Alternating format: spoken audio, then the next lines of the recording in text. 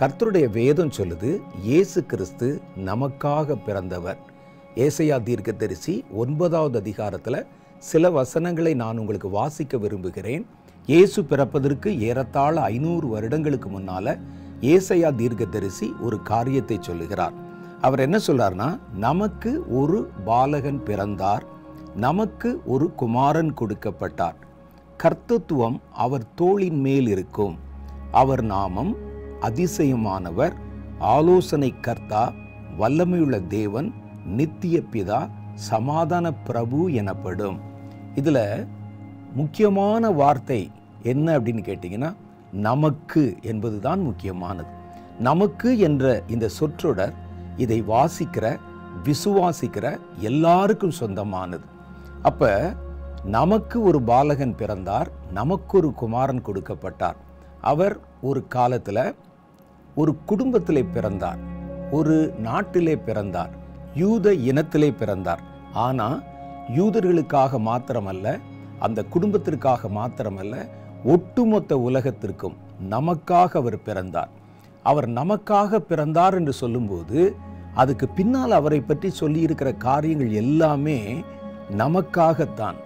அவர் ஆலோசனை கர்த்தராக இருப்பது நமக்காக, அவர் அதிசயமானவராக இருப்பது நமக்காக, வல்லமையுள்ளவராக வெளிப்பட்டது நமக்காக, நித்திய பிதாவாக நித்திய ஜீவனுக்கு நம்மை அழைத்து செல்வது நமக்காக, சமாதான பிரபுவாக இருப்பது நமக்காக. நமக்காக பிறந்த இந்த குழந்தையினிடத்துல இவ்வளவு விசேஷித்த குணாதிசயங்கள் இருக்கும் என்று முன்னறிவிக்கப்பட்டிருக்கிறது. அப்ப இதுல அழுத்தி வாசிக்க வேண்டிய இடம் என்னன்னா, நமக்காக என்ற வார்த்தை தான்.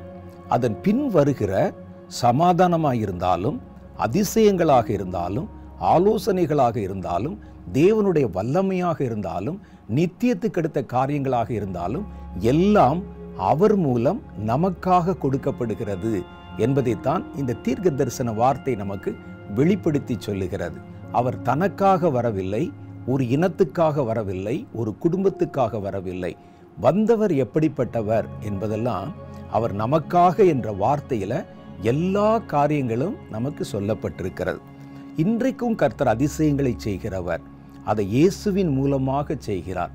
ஏனென்றால் நமக்காக வெளிப்பட்ட கிறிஸ்து அதிசயங்களின் தேவனாக இருக்கிறதுனால பிதாவானவர் தம்முடைய அதிசயமான செயல்களை கிறிஸ்துவின் நாமத்திலும் கிறிஸ்துவின் மூலமாகவும் நமக்கு நிறைவேற்றுகிறார். அதே போலதான் கிறிஸ்து ஆலோசனை கர்த்தராக இருக்கிறார்.